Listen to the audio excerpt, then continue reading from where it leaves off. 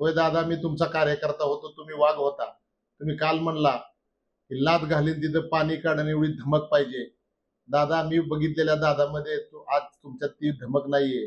आणि तुमच्यात ती धमक असती तर तुम्ही जेलमध्ये बसला असता. तुम्ही चुलत्याला फसवून भाजप सेनेकडे गेला नसता, सत्तेची लाचारी केली नसती. बोलायचं सोपं असतं.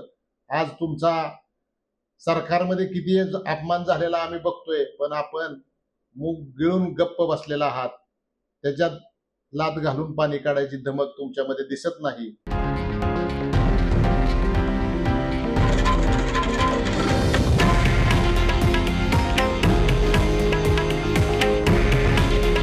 हे आहे देशातील नंबर 1 न्यूज नेटवर्क आणि आपण पाहत आहात TV9 मराठी.